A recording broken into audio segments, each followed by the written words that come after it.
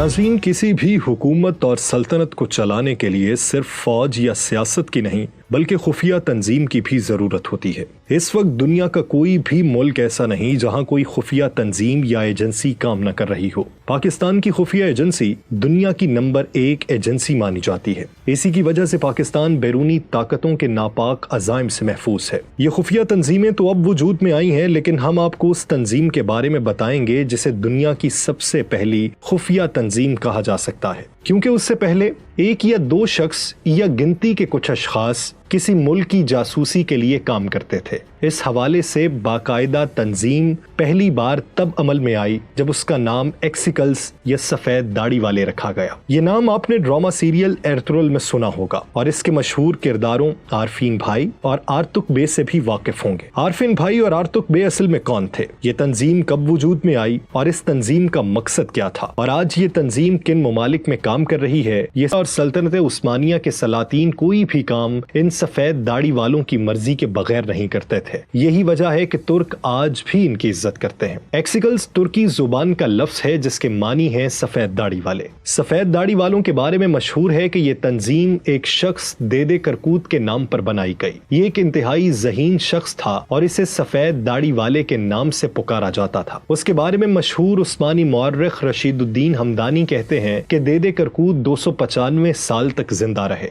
देदे करकूत को औगोस सरदारों ने रसूलुल्लाह सल्लल्लाहु अलैहि वसल्लम की खिदमत में सफीर बनाकर भेजा था। देदे करकूत ने आप सल्लल्लाहु अलैहि वसल्लम के हाथ पर इस्लाम कबूल किया और सहाबी होने का शर्फ हासिल किया। देदे करकूत रज़ियल्लाहु अन्हु ने आप सल्लल्लाहु अलैहि वसल्लम से एक हदीस सुनी जिसमें उन्होंने कहा कि तुम यानी तुर्क मुसलमान जरूर कुस्तंतुनिया फतह करोगे और वो एक अजीम लश्कर होगा और उसका कायद एक अजीम शख्स होगा। देदे करकूत रज़ियल्लाहु अन्हु जब वापस आए तो उन्होंने औगोस सरदारों को रसूलुल्लाह सल्लल्लाहु अलैहि वसल्लम की यह खुशखबरी सुनाई। औगोस सरदारों ने देदे करकूत रज़ियल्लाहु अन्हु की सरबराही में एक जमात तश्कील दी जिसका नाम सफेद दाढ़ी वाले रखा गया। इस तंजीम में तमाम ज़हीन बुजुर्ग शामिल थे।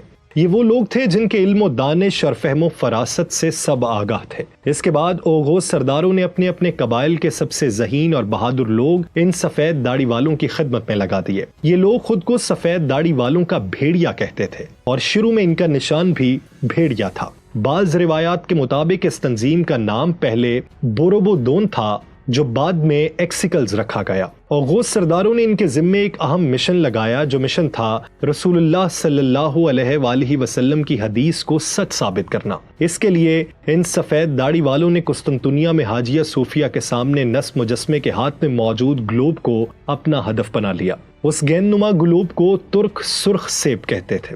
इसके बारे में मशहूर था कि जिस किसी का भी इस पर कब्जा होगा सारी दुनिया उसकी हुक्मरानी में आ जाएगी। उस वक्त एक जासूसी तंजीम अमल में आई जिसकी सरबराही सफेद दाढ़ी वालों के पास थी। सफेद दाढ़ी वालों ने इसी मुनासबत से कोडवर्ड मुंतखब किया, यानी एक शख्स पूछता ए मुसाफिर तुम्हारी मंजिल कहाँ है, तो दूसरा जवाब देता किज़ल इल्मा यानी सुर्ख सेब।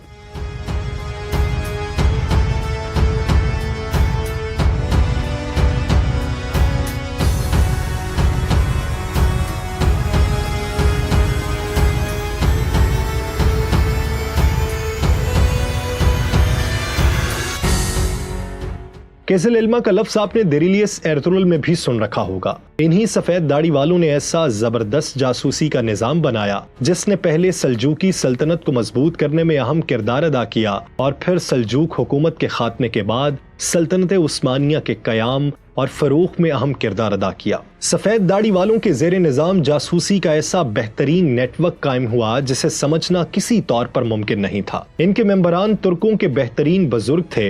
एक दूसरे से मुलाकात के लिए भी उनको बहुत से मराहिल से गुजरना पड़ता था। सफेद दाढ़ी वालों के ये जासूस कारिंदे खिलाफत अब्बासिया से लेकर बाज़ंतीनी रोमी, सलीबी ईसाइयों और चंगेज खान के खेमे तक फैले हुए थे। तमाम हुकूमतों में इनका अच्छा असर व रसूख था। इनके कारिंदे ईसाई पादरियों, राहबों और मुखालिफ फौजों के अहम ओहदों पर मौजूद होते थे।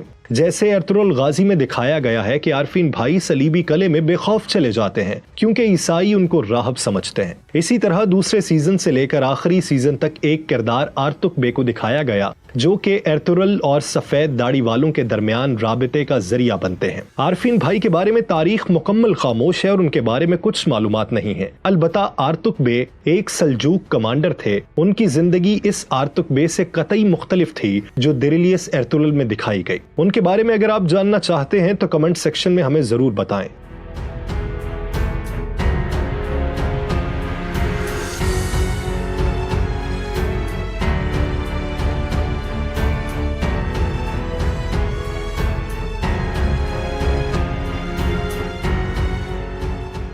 दिरिलियस एर्तुगरुल में एक किरदार एटसिस का भी दिखाया गया है जो सफेद दाढ़ी वालों का नुमाइंदा था। इन सब किरदारों की मदद से यह दिखाया गया कि कैसे ये जासूसी का निजाम काम करता था। यही नहीं बल्कि दूसरे तुर्किश ड्रामों में भी इसका जिक्र मिलता है। जैसे पाया तख्त में सुल्तान अब्दुल हमीद इस तंजीम का निशान इस्तेमाल करते हैं। उस्मानी सल्तनत के कयाम में दरवेशों का अहम किरदार रहा है। ये दरवेश शेख अदाबाली के साथी थे। शेख अदाबाली और ये सब दरवेश दरअसल आही कहलाते थे और ये आही एवरन के पैरोकार थे। आही सफेद दाढ़ी वालों के अहम रुकन थे और उन्हें उस्मान के वालिद की मदद का हुक्म मिला था। क्योंकि उन रूहानी बुजुर्गों के पास इल्म के जौहर थे, इसलिए वो देख सकते थे कि रसूलुल्लाह सल्लल्लाहु अलैहि वसल्लम की हदीस सच साबित करने के लिए उन्हें किसी ताकतवर हुकूमत की जरूरत है और सल्जूक और अब्बासी हुकूमतों के खात्मे के बाद एक हुकूमत नागुज़ीर थी।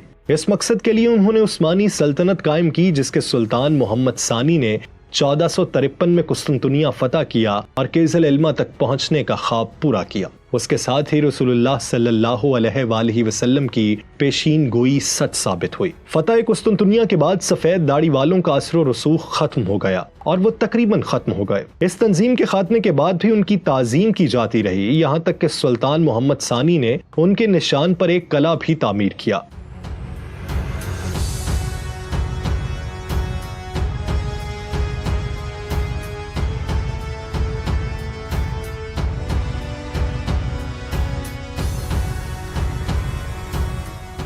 आखिरी उस्मानी सुल्तान अब्दुल हमीद सानी ने इस तंजीम की तश्कील नौ की कोशिश की, लेकिन वो इसमें कामयाब न हो सके। आज भी तुर्की में एक्सिकल्स के निशान की ताजीम की जाती है। यहाँ तक कि तुर्की के सदारती महल की सीढ़ियों पर मौजूद 8 सिपाही इन्हीं सफेद दाढ़ी वालों की नुमाइंदगी करते हैं, क्योंकि इस तंजीम के एक वक्त में 8 मेंबर होते थे। सुलेमान शाह, एर्तुगरुल गाजी, उस्मान गाजी और औरखान गाजी भी इस तंजीम के रुकन रहे।